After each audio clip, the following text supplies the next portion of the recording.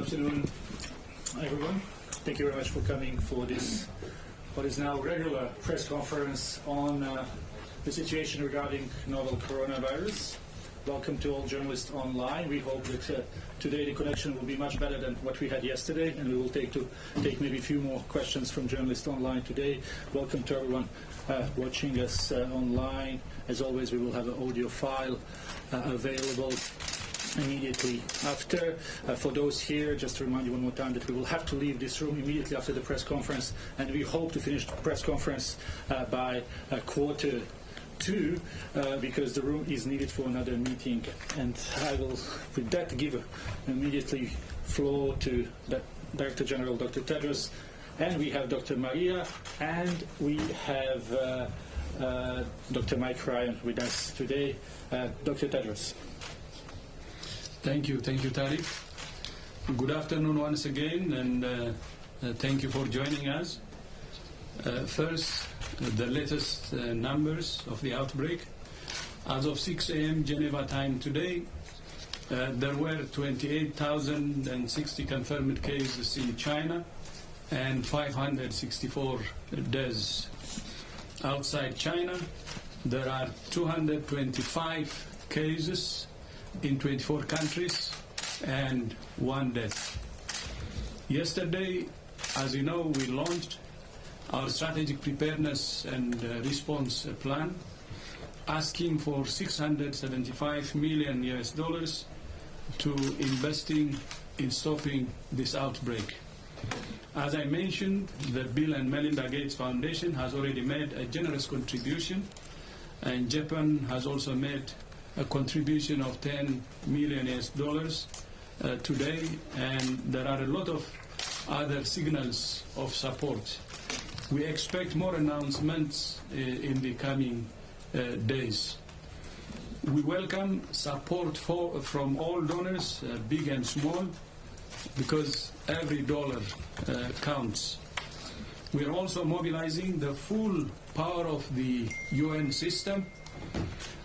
After our press conference yesterday, I briefed the Secretary General and other UN leaders, and today we had a call with more than 200 UN country representatives in more than 200 countries.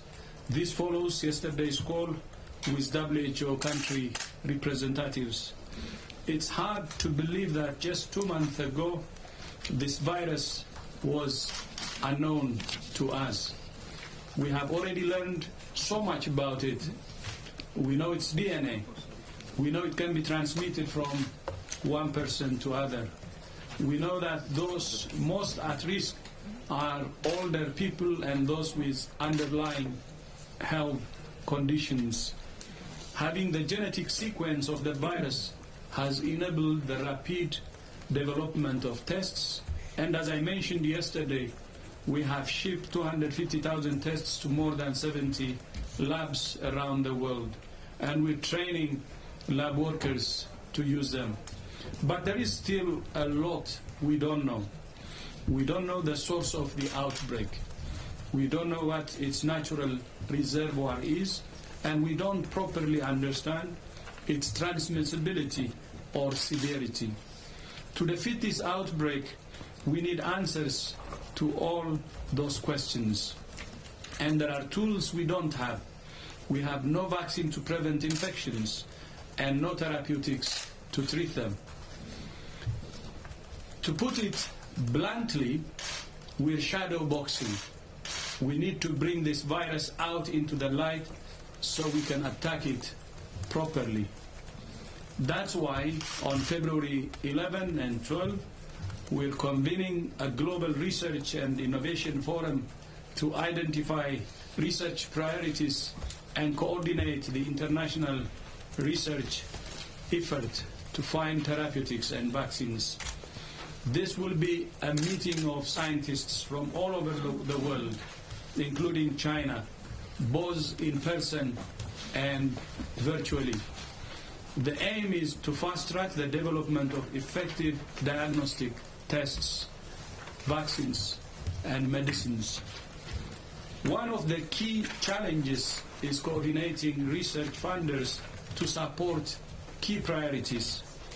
A lot of donors want to help, but we need to direct them to support agreed priorities rather than going off in different directions. I have said we need to be led by facts, not fear, and science, not rumors. That's exactly what we're doing. We're letting science lead. But this is not something we have only just thought of. This is something WHO has been working for years. Following the West African Ebola outbreak, we developed the WHO R&D blueprint, a global strategy for developing drugs and vaccines before epidemics and accelerating research and development activities during epidemics. It speeds up the availability of the medicines and technologies that save lives. We have seen that with the rapid development of an Ebola vaccine. But vaccines and therapeutics are not silver bullets, and they will take time to develop. In the meantime, there are simple things everyone can do. Wash your hands regularly and cover your nose and your mouth with your elbow when you cough or sneeze. That's the personal hygiene. Keeping the world safe is in our DNA. If countries invest now in prevention and research, we can avoid more cases and more costs down the line. I thank you. Back to you, Tariq. Thank you very much, Dr. Tedros. As we have limited time, we will go directly to questions. We will take one or two from the room, and then we will go online, because yesterday we have not been able to take any. And please, in the interest of having as many people as possible to ask questions, can you please ask only one question and not go in a long list? So we will go 1, 2, and then we'll go online, please. My question. If you can just come and press the...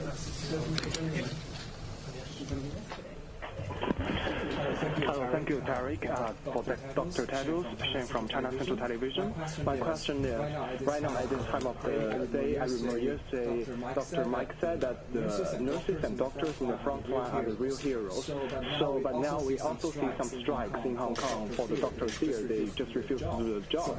So at this time of the situation, what do you think that the doctors and nurses should do to help the patients, and what to call for the spirit to support them? Thank you. I think this is, I said it many times, this is a time of solidarity. You know, there is a common enemy now, a very unknown virus. And I advise all of us that we focus on the virus, the common enemy. I can understand the pressure on health workers, and that's why Mike said they're the heroes. And I fully agree, and I want them to continue to be like that. Thank you. Thank you very much. Stephanie, one question, and then we will go to journalists online. Stephanie, please. Please push on the mic. Yes, thank you. Thank you, Reuters, Stephanie Nebehay. You've had, I think, about 4,000 cases announced overnight. We're coming out of some of the incubation periods, the upper bounds for some of the incubation periods for some people. Are you getting a sense that we're perhaps nearing the peak, or is it too soon to say that? I don't know if that's rather perhaps a question for Mike. Thank you. Thank you for that.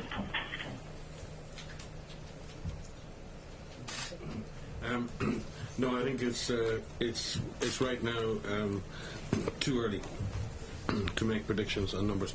Although we are pleased that the numbers from today is the first day in which the overall numbers of confirmed cases reported in China have dropped, and so we're thankful, and I'm sure our colleagues on the front line in China are thankful for that too. But that is very difficult to make any prediction related to that. We're still in the middle of an intense outbreak, and we need to be very careful on making any predictions.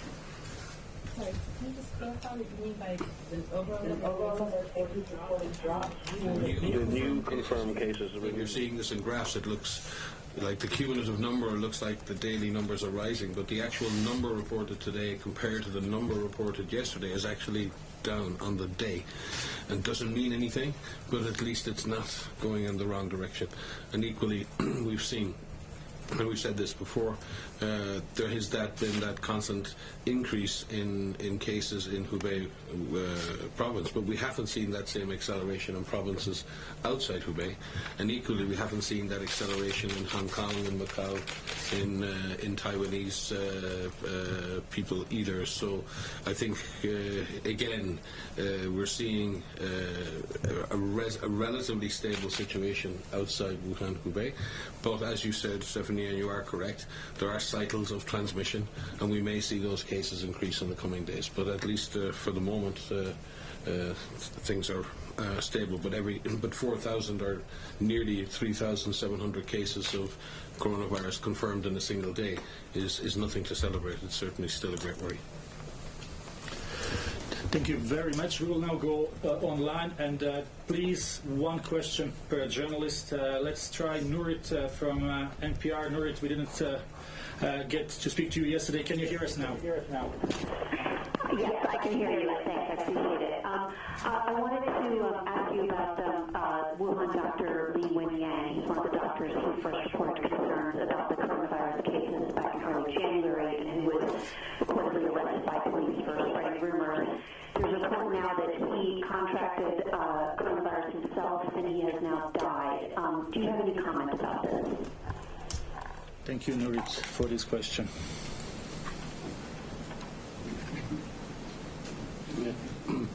Yeah, we're very sad to hear of the loss of Dr. Li Wenyang. We're very sorry to hear the loss of any frontline worker who's attempted to care for patients, and we ourselves have lost our friends in the front line, so we should celebrate his life and mourn his death with his colleagues. Thank you very much. We will now go to Kai Schmidt.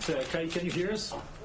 Yes, thanks for taking my question. So I really wanted to ask what the situation is, what you can tell me about Africa. What is the diagnostic capabilities that are there?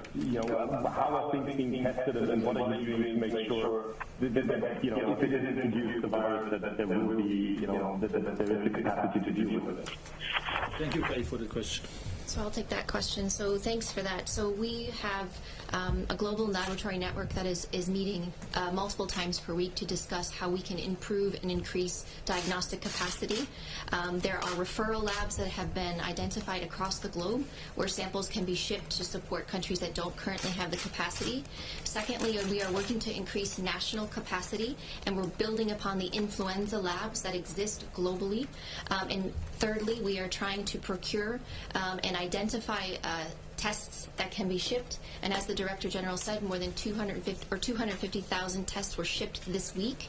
We're also looking for other sources of tests that can be shipped so that those labs that can do diagnostic work, molecular testing, PCR testing across Africa, can detect cases quickly. Thank you very much, Dr. Maria. Now we will go to Jeremy Lange from RFI. Jeremy, can you hear us? Yes, I can hear you. Thank you, Tarek. A quick one for Dr. Tedros. You mentioned earlier that some countries are withholding information about coronavirus, or at least not sharing them in due time. And Human Rights Watch, on the other hand, pointed out that China might have been hiding information at the beginning of the epidemic, and make things worse. I'd like to have you comment on that. Thank you, Jeremy. We're still waiting data from a number of countries in terms of fully completing their sending of data to WHO. But with regard to your question regarding China, in terms of data. It's very difficult at this stage to look retrospectively and reimagine what the dynamics of the epidemic were in late December, early January. But from our observation of the situation, China has reported those first clusters in association with the Wuhan market, and did that in an extremely timely fashion. But we don't know the source of the outbreak as such, and we don't know that there may have been 1 or 2 or 3 different animals involved, and possibly in different settings.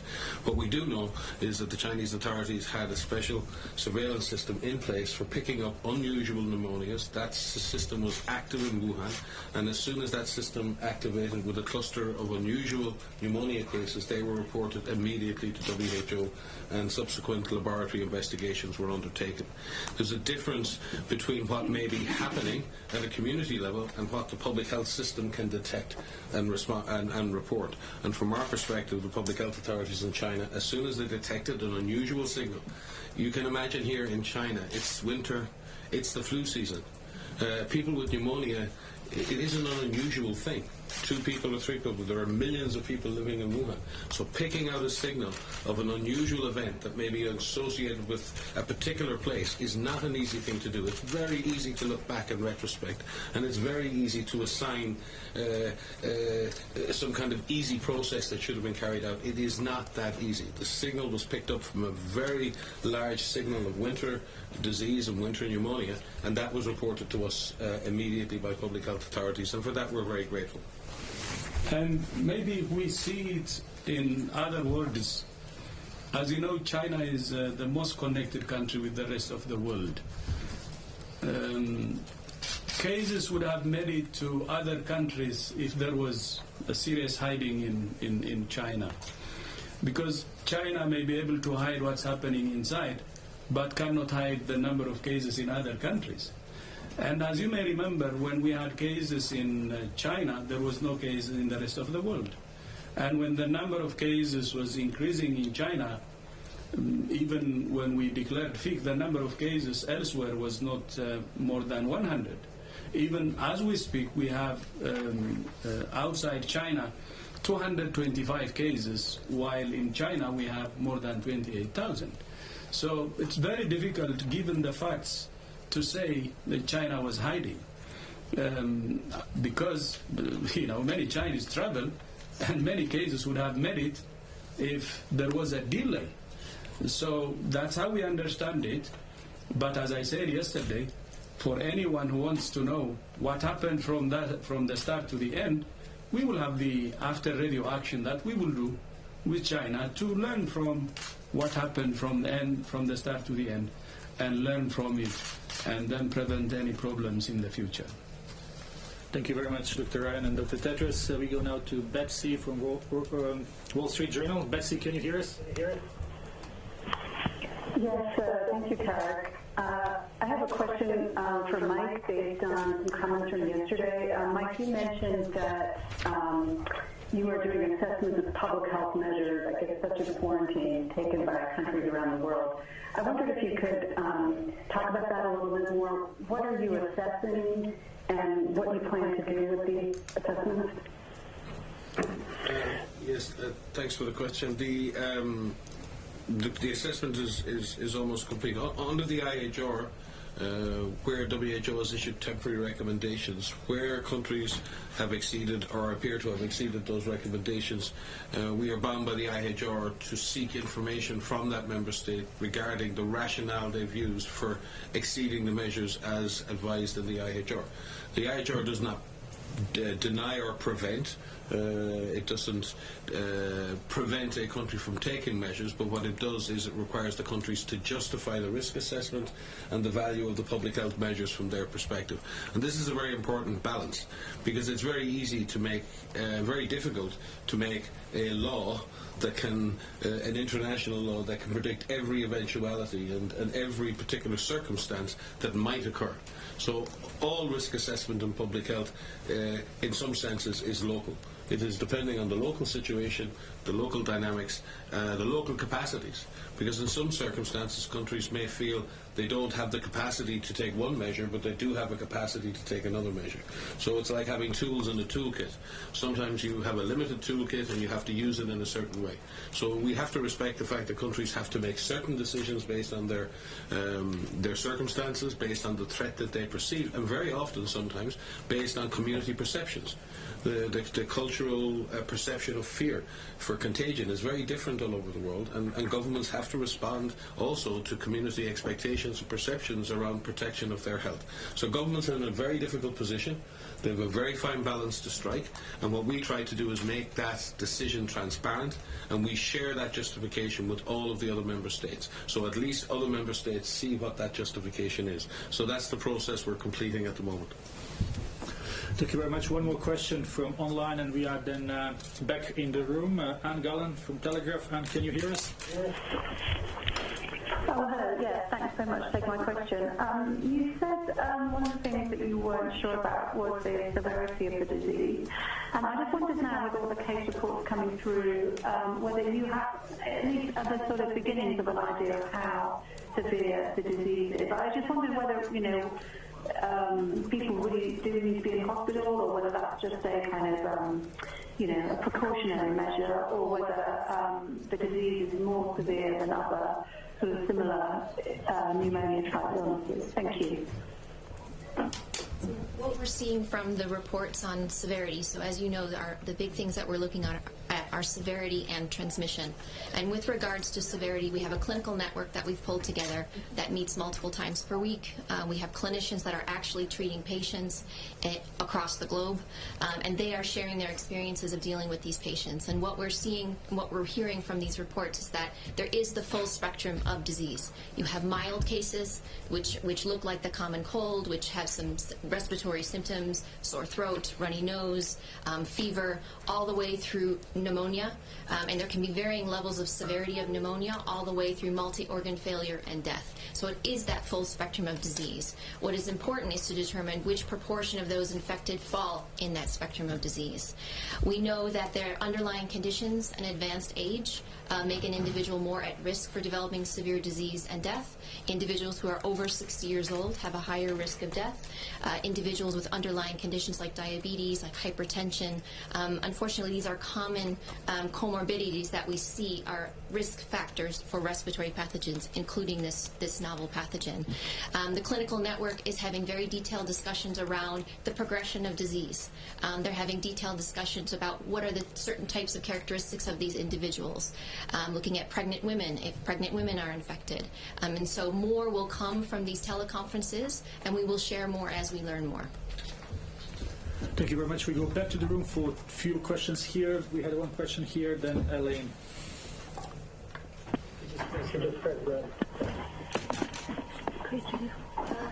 Okay, Xin from Xinhua News Agency. Can you hear me?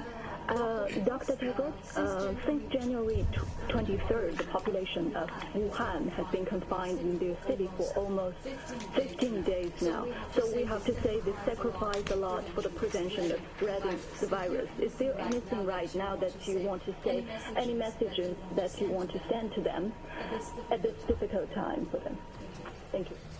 Yeah, I think the Wuhan people and Hubei province in general, they are paying a lot. And first of all, I would like to appreciate them and thank them for their cooperation and for believing that the actions they are taking, it protects their people and also it protects the rest of the world. And doing this for humanity is something beyond words. And I am really thankful for that and proud of what they're doing, and much gratitude. I was in Beijing and I wish I had visited Wuhan, but I would like to assure the Wuhan people or the residents of Wuhan that I will go and visit them one day. hopefully very soon, but at the same time express that my spirit is actually always with them and with others who are fighting this dreadful virus. And we're in it together, and with this kind of solidarity and thinking for one another, we're one human race. I know we will defeat this virus. Thank you for reminding me, and hope to see them, but until then, I wish them all the best, and I feel that I am among them actually today as I speak even. Shishi. Thank you, Dr. Tedros. Elaine, please. Dr. Tedros, Elaine Fletcher from Health Policy Watch. We're seeing a lot of high-income countries imposing travel restrictions, as you've discussed, while many low-income countries and middle-income countries have left their doors wide open. The U.S. this morning in the EB asked if WHO could provide some more technical guidance on what should be done, because people are perhaps very confused, and maybe the countries that are most vulnerable might be left more vulnerable if they don't have any guidance on these sorts of measures they should take. Is there a paradox here with what's going on? Not at all. Actually, high-impact quarantine measures are some of the most expensive measures to implement that you could imagine.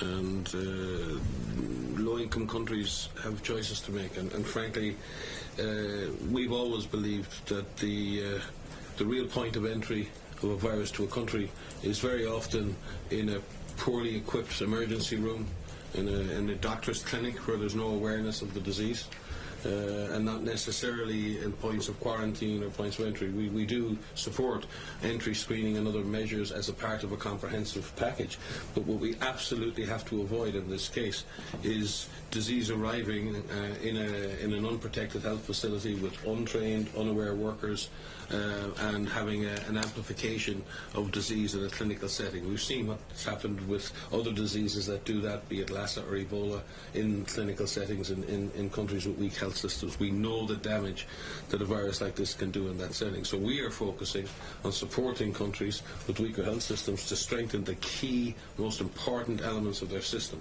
their ability to detect, their ability to confirm, their ability to isolate cases safely and provide safe care. The last thing we need at this point is the frontline health workers themselves becoming victims of the disease. This is an absolutely important factor.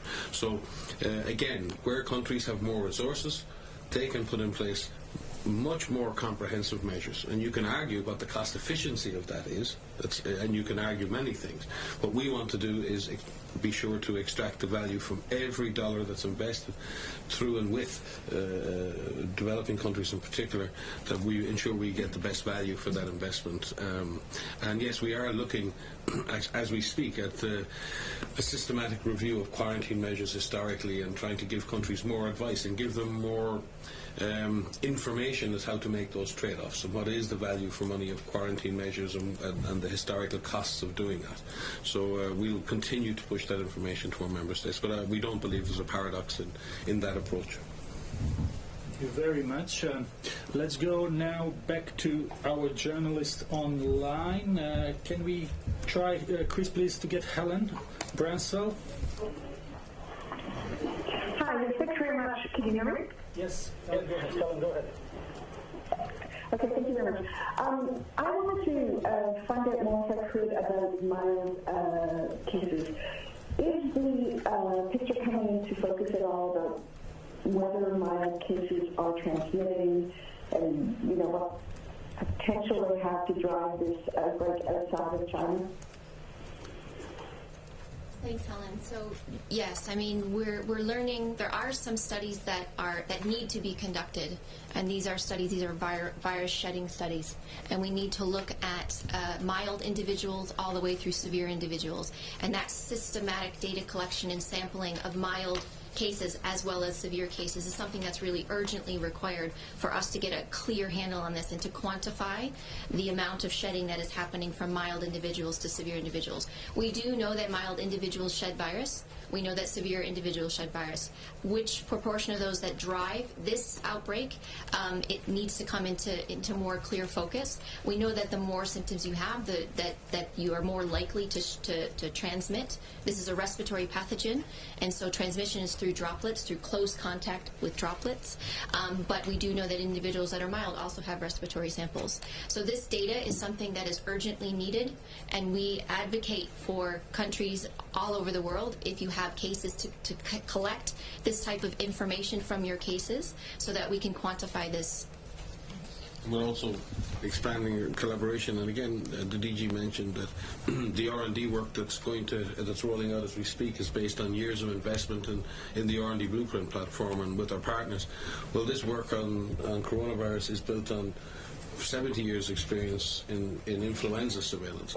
So we're building on influenza surveillance, building on a massive network of influenza labs, linking them with emerging disease labs and coronavirus labs, and effectively going to use those antennae that we have in the global system, listening posts, to see if this virus is pitching up in a broader community sense. We can't wait for the serology tests to become available, because at the moment we can only test for the virus, as in the particles of the virus in swabs from the patient. What we can't test is someone who's perfectly well, whether they've had a recent infection, and we need serology tests, blood tests that can test that, and we can look at the overall population attack rate, how many people in the population have had the infection, and then we can make the comparison with severity. We don't have those tests.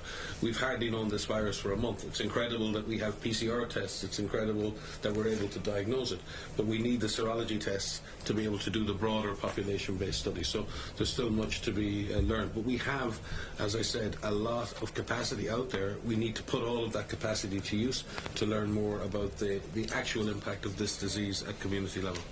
Can I pivot back to the research meeting next week? So this is exactly this meeting that Dr. Tedros mentioned on the 11th and 12th next week, of bringing together the world's scientists, public health professionals, individuals who are treating patients, to come together and say, what are the most critical things that need to be done? This is one of them, but there are many. Thank you very much. We have time for one more question. Let's go to Ronnie from New York Times. Ronnie, can you hear us? Yes, I can. Thank you. Line's much better today. Do we have any clear data? I know you've mentioned people over 60 being more vulnerable with people with underlying conditions, but do we have anything else about the demographic breakdown? Men seem to be more affected. What kind of data do we have from confirmed cases in China? Thank you. So yes, so I mentioned that data, gender and age and.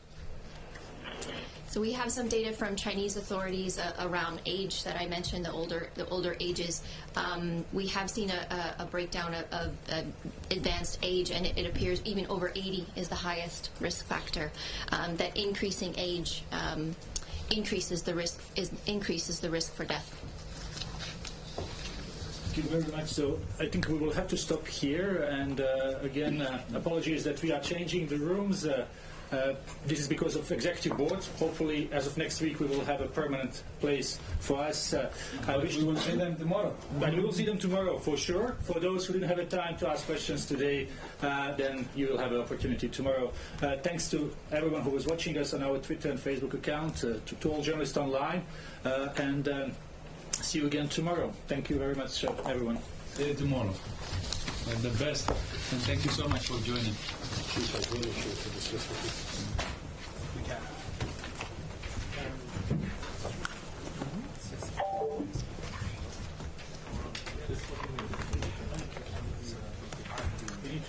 Sorry guys, so we all have to move out. Is that Facebook?